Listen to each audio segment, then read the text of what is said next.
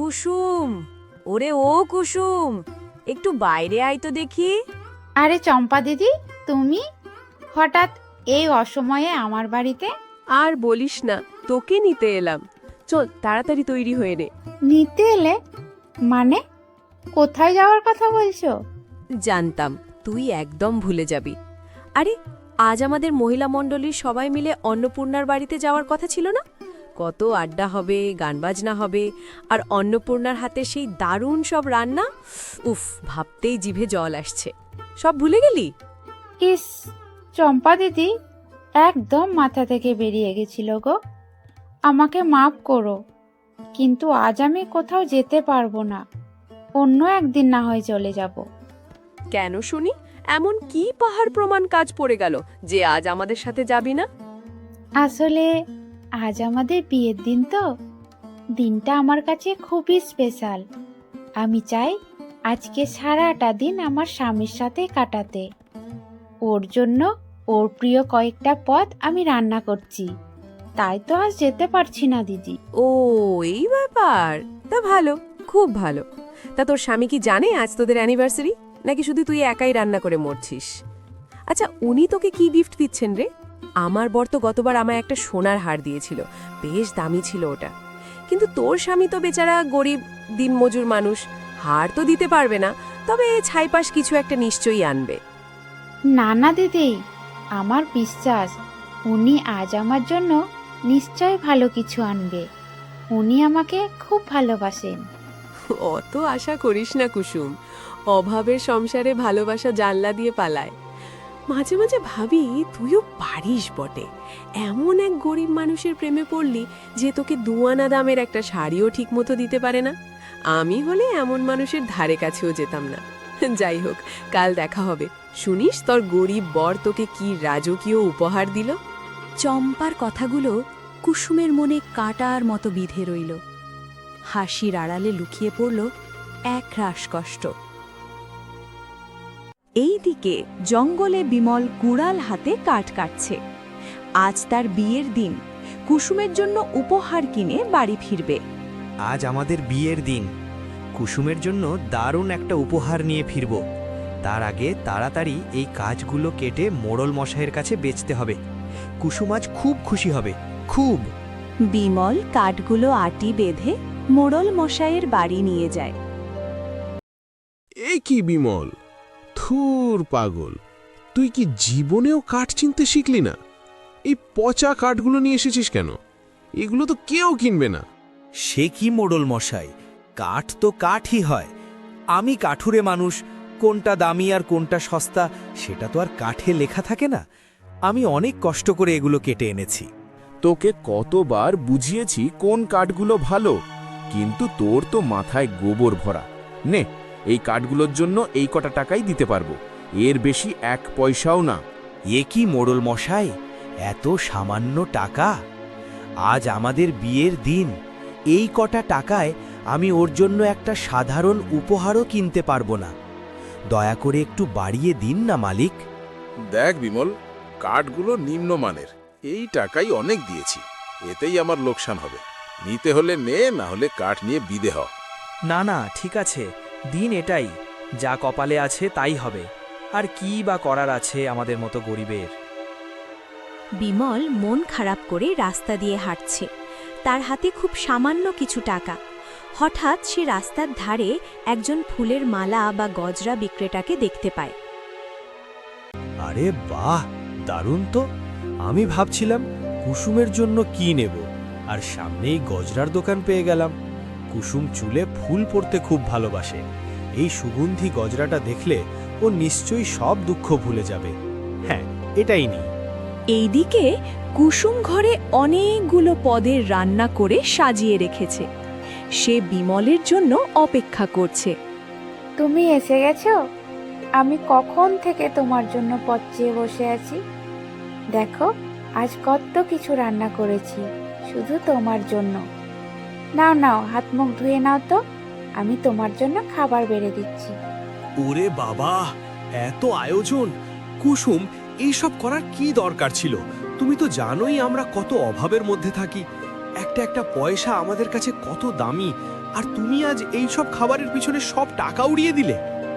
এ কি কথা বলছো? বছরে তো একটা দিনই আসে, এত বড় খুশির দিনটায় একটু ভালো মন্দ রাখবো না? আমরা গরিব বলে কি আমাদের একটু ভালো মন্দ খাওয়ার অধিকারও নেই? না না কুসুম, আমি তা বলিনি। আমি তো আমাদের ভবিষ্যতের কথা ভাবছিলাম। আজ কটা টাকা বাঁচাতে পারলে পরে আমাদেরই কাজে লাগতো। যাই হোক, মন খারাপ করো না। এই দেখো তোমার জন্য কি এনেছি, দেখলে তোমার মন ভরে যাবে। কি এনেছো গো? আমার জন্য সেই সোনার হারটা এনেছো যেটা চম্পা দিদি দেখাচ্ছিল? কুসুম, হার কেনার সামর্থ্য কি আমার আছে? এই দেখো তোমার জন্য একদম টাটকা সুগন্ধি গজরা এনেছি। আহ, কি মিষ্টি গন্ধ! তুমি এই উপহার আনলে? আমি কত আশা করে বসে আছি, এত কষ্ট করে রান্না করলাম তোমার জন্য, আর তুমি কি না এই সস্তা একটা গজরা নিয়ে এলে? তুমি কি মনে করছো আমি এতে খুব খুশি হয়ে গেছি? চম্পা দিদি ঠিকই বলেছিল, তুমি আসলে অভাবী মানুষ, আমাকে কোনোদিন সুখী করতেই পারবে না। কুসুম, কথা শোনো। আজ মোড়ল মশাই কাঠের খুব কম দাম দিয়েছেন, তাই ওই টাকায় এর বেশি কিছু সম্ভব ছিল না। আমি কথা দিচ্ছি, অন্য কোনোদিন নিশ্চয়ই ভালো কিছু দেব। কোনোদিন আসবো না। আমি তোমার এই অভাবী সংসারে হাঁপিয়ে উঠেছি। বাবার বাড়ি ছেড়ে তোমার সাথে পালিয়ে এসেছিলাম, রানী হব বলে নয়, কিন্তু ভিখারির মতো দিন কাটাবো তাও ভাবিনি। আমার সখীরা আমাকে দেখলে শুধু হাসাহাসি করে। তোমার সাথে আর আমার থাকা সম্ভব না। কুসুম, এ কি বলছো তুমি? তুমি তো আমায় ভালোবাসতে। ভালোবাসা পেটে ভাত দেয় না। আমি অবশ ছিলাম, বাবার কথা শুনিনি, কিন্তু আর নয়, আমি আজই ঘর ছেড়ে চলে যাচ্ছি। না না কুসুম, যেও না। তুমি চলে গেলে আমার কে থাকবে? আমায় কয়েকটা মাস সময় দাও, আমি রাত দিন এক করে কাজ করব, তোমাকে রানী করে রাখব। অনেক বছর সময় দিয়েছি, কিছুই হয়নি, আর তোমাকে আমি বিশ্বাস করি না। যদি তুমি আমাকে এক ফোঁটাও ভালোবেসে থাকো, তবে আমার রাস্তার তুমি আটকাবে না। কুসুম রাগ করে বেরিয়ে যাচ্ছে। বিমল পাথরের মতো দাঁড়িয়ে আছে, তার চোখে জল। কুসুম চলে যাওয়ার পর বিমল হাউমাউ করে কেঁদে ওঠে। হে ভগবান, এ তুমি কি করলে? কুসুমই ছিল আমার সব, আজ আমি একা। কিন্তু শোনো, তোমাকে আমি ফিরিয়ে আনব। বিমল দৃঢ় মুখে মোড়ল মশায়ের সামনে দাঁড়িয়ে, চোখে ভয় নেই, শুধু হারানো জীবন ফিরে পাওয়ার জেদ। কিরে বিমল, কিছু কাঠ ফেলে গেছিস নাকি যে আবার ফিরে এলি?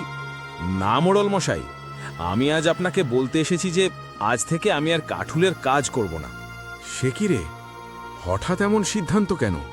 অভাবের তাড়নায় আজ আমার স্ত্রী আমাকে ছেড়ে চলে গেছে। এত বছর কাঠ কেটেও আমি দুবেলা দুমুঠো ভাতের বেশি কিছু জোগাড় করতে পারিনি। আর নয়, এবার আমি অন্য কিছু করে বড়লোক হতে চাই, নিজের স্ত্রীকে ফিরিয়ে আনতে চাই। আরে বোকা, কাঠুরেরা গরিব হয় কে বলল? তুই আসলে দামি কাঠ চিনিস না বলেই আজ তোর এই দশা। শোন, যদি সত্যিই বড়লোক হতে চাস, তবে পশ্চিমের সেই ভয়ঙ্কর জঙ্গলের গভীরে যা। সেখানে কুচকুচে কালো রঙের কিছু গাছ আছে, ওগুলো আনতে পারলে তুই একদিনে যা কামাবি তা সারা জীবনেও কামাতে পারিসনি। কিন্তু ওখান থেকে তো কেউ জ্যান্ত ফেরে না শুনেছি। জীবনের মায়া করলে টাকা আসে না বিমল। ওখানে বিষাক্ত সাপ আর হিংস্র পশু আছে ঠিকই, কিন্তু সাহস করলে জয় তোর হবেই। যাবি নাকি? যাব। একা বেঁচে থেকে কি লাভ? কুসুমকে ফেরাতে আমাকে যেতেই হবে। উফ, জঙ্গলটা যেন জমের দুয়ার, এক একটা কদম যেন মরণ ফাঁদ। কিন্তু আমাকে ওই কালো রঙের গাছগুলো খুঁজে পেতেই হবে। কুসুম, আমি আসছি, তোমার সব অভাব আমি দূর করে দেব। যাক, অবশেষে আমি ওই কালো গাছটা খুঁজে পেলাম। বিমল অনেক কষ্টে সেই দামি কাঠগুলো কেটে পিটে নিয়ে ফিরে আসে। সাবাস বিমল, তুই আসলেই কাজের লোক। এই নে তোর পারিশ্রমিক। নে বিমল, তোর কষ্টের পরিশ্রমের এই টাকা রাখ। এ কি মোড়ল মশাই, এত টাকা? আগে যা দিতেন তার চেয়ে ৮-১০ গুণ বেশি। আরে এটাই তো আসল কাঠের দাম। এই কাঠ বাজারে সোনাদানা আর হীরের মতো দামি। তুই যদি নিয়মিত এই কাঠ আনতে পারিস তবে খুব শীঘ্রই তুই আমার চেয়েও বেশি ধনী হয়ে যাবি। সত্যি বলছেন? তার মানে কুসুম এবার নিশ্চয়ই ফিরে আসবে। ধন্যবাদ মোড়ল মশাই, আমি এখনই ওকে আনতে যাচ্ছি। বিমল খুশি মনে বনের পথ দিয়ে যাচ্ছে। হঠাৎ সে দেখল একটি গাছের নিচে একটি রহস্যময় অতি সুন্দর মূর্তি পড়ে আছে। মায়ের গলায় জলজলে একটি সোনার হার। এ কি, গভীর জঙ্গলে এমন উজ্জ্বল সোনার হার? রহস্যটা কি? এত দামি জিনিস এখানে পড়ে আছে অথচ কেউ ছুঁয়েও দেখেনি। না, এখানে দাঁড়িয়ে সময় নষ্ট করা ঠিক হবে না। জায়গাটা কেমন ছমছমে। হারের চেয়ে আমার কুসুমের কাছে পৌঁছানো এখন বেশি জরুরি। ও একবার হাতছাড়া হয়ে গেলে আমি সব হারাবো। কুসুম, ওগো কুসুম, একটু বাইরে এসো। দেখো তোমার জন্য কত বড় খুশির খবর এনেছি। তুই কোন সাহসে এখানে এসেছিস বিমল? মুখ পুড়িয়ে আমার মেয়ে তোর সাথে পালিয়ে গিয়েছিল, সেই দিনই আমি ওর সাথে সব সম্পর্ক চুকিয়ে দিয়েছি। বেরিয়ে যাও এখান থেকে। বাবা, রাগ করবেন না। আমি কুসুমকে নিতে এসেছি। ও কাল থেকে আপনার এখানেই আছে তো, ওকে একটু ডাকুন না। কি বললি? কুসুম এখানে? ও তো এখানে আসেনি, আর আসবেই বা কেন? আমি তো ওকে ত্যায্য করেছি। সে কি? কুসুম রাগ করে ঘর ছেড়ে বেরিয়েছিল আর বলেছিল আপনার কাছেই আসবে। ও যদি এখানে না আসে তবে কোথায় গেল? হে ভগবান, তবে কি কুসুম কোনো বিপদে পড়ল? বিমল, এইসব তোমার জন্য হয়েছে। কুসুম তোমার আমানত ছিল, আর তুমি ওকে এভাবে রাগ করে চলে যেতে দিলে? তুমি কেমন স্বামী? আমি তো জানতাম তোমার মতো এমন অভাবী আর অপদার্থ লোকের সাথে মেয়ের বিয়ে দেওয়াটাই আমার ভুল ছিল। তুমি কুসুমের স্বামী হওয়ার যোগ্য নও। আমি আপনার সব গালি মাথা পেতে নিচ্ছি বাবা, কিন্তু এখন ঝগড়া করার সময় নয়। আমাদের যে কোনোভাবে কুসুমকে খুঁজে বের করতেই হবে। ও কোথায় যেতে পারে? চল, আমিও তোর সাথে আসছি। দুজনে মিলে সারা গ্রাম খুঁজেও কুসুমকে না পেয়ে বনের রাস্তা দিয়ে বিমলের বাড়ির দিকে ফিরছে। আপনি চিন্তা করবেন না শ্বশুর মশাই, ও নিশ্চয়ই আমার বাড়িতেই ফিরে গেছে। হয়তো এতক্ষণে ওর রাগ কমে গেছে আর ও বুঝেছে যে আমাকে ছেড়ে থাকা ওর উচিত হয়নি। হঠাৎ বনের ওপর থেকে একটা কণ্ঠস্বর ভেসে আসে। ওহে মানুষের দল, তোমরা কাকে খুঁজছো এমন পাগলের মতো? ওরে বাবা, শ্বশুর মশাই, দেখুন একটা পাখি কথা বলছে। কিন্তু একটা পাখি মানুষের মতো কথা বলে কি করে? অবাক হওয়ারই কথা, কারণ আমি কোনো সাধারণ পাখি নই। আমি বনের এক মায়াবী পাখি। আমি কথা বলতেও পারি, সামান্য জাদুও জানি। মায়াবী পাখি? আমি তো ভেবেছিলাম এসব শুধু রূপকথার গল্পেই থাকে। রূপকথাও তো কারো না, কারো জীবনের থেকে নেওয়া হয়। যাই হোক, বলো তোমরা কাকে খুঁজছো? হয়তো আমি তোমাদের সাহায্য করতে পারি। হ্যাঁ মা পাখি, আমি আমার মেয়ে কুসুমকে খুঁজছি। ওই বিমলের ওপর রাগ করে আমার বাড়ি যাওয়ার জন্য বেরিয়েছিল, কিন্তু ও পৌঁছায়নি। তুমি কি ওকে দেখেছো? কুসুম? হ্যাঁ, নামটা তো মনে পড়েছে। একটা মেয়ে জঙ্গল দিয়ে যাওয়ার সময় বারবার বিমল বিমল বলে কাঁদছিল। ও, নিশ্চয় তোমার মেয়ে হবে ওটা। হ্যাঁ হ্যাঁ, ওই কুসুম। তুমি দেখেছো ওকে? ও কি আমার বাড়ির দিকে গেছে? না, সে তোমার বাড়ির দিকে যায়নি। সে এখন এই বনের ভেতরে এক গোপন জায়গায় আছে। আমার পিছন পিছন এসো, আমি তোমাদের নিয়ে যাচ্ছি। পাখিটি উড়ে উড়ে তাদের একটি বিশাল গুহার সামনে নিয়ে আসে। ওরে বাবা, এ কি? এখানে এত মূর্তি কেন? দেখে তো মনে হচ্ছে একদম জ্যান্ত মানুষ। ঠিক ধরেছ বিমল, ওরা সবাই রক্ত মাংসের মানুষ ছিল, কিন্তু এখন ওরা জড় পদার্থে পরিণত হয়েছে। ওই দেখুন শ্বশুরমশাই, ওই তো কুসুম। কুসুমও পাথর হয়ে দাঁড়িয়ে আছে। কুসুম এখন আর কথা বলতে পারবে না। ও এখন অভিশপ্ত পাথরে পরিণত হয়ে গেছে। তুমি এ কি বলছো পাখি? আমার মেয়ে পাথর হলো কি করে? বিমল, বনের রাস্তায় যে তুমি প্রাচীন মূর্তি দেখেছিলে, তার গলায় সেই রত্নহার দেখেছিল কুসুম। তার লোভ হয়েছিল। যারা যারা এই হার চুরি করার চেষ্টা করেছে, তারাই এই গুহার পাথর হয়ে বন্দী হয়ে গেছে।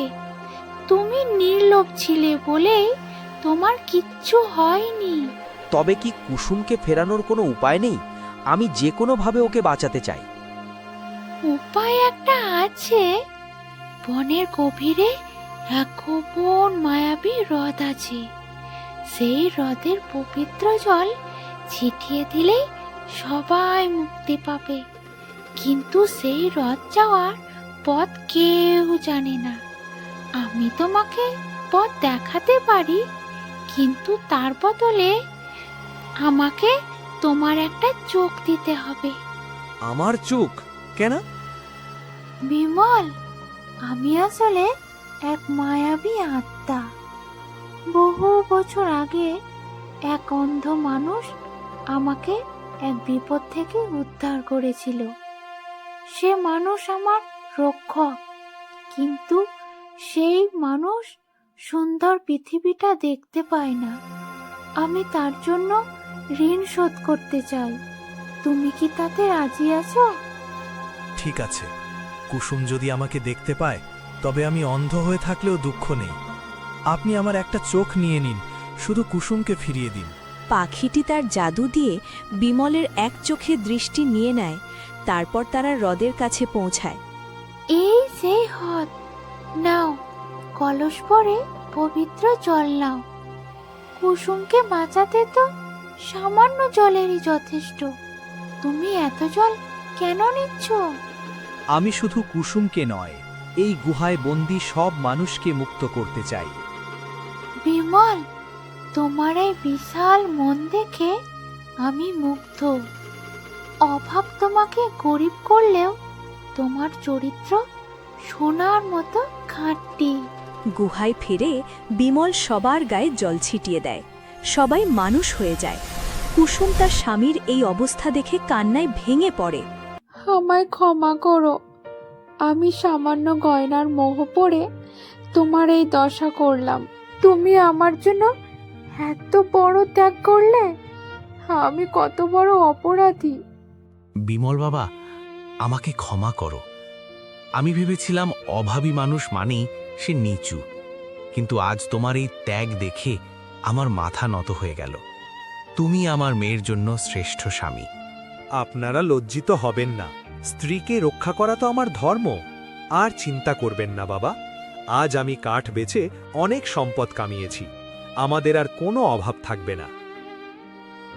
এই গল্পটি যদি আপনার মনে সামান্য হলেও ছোঁয়া দিয়ে থাকে, তাহলে আমাদের চ্যানেলটি সাবস্ক্রাইব করে পাশে থাকবেন।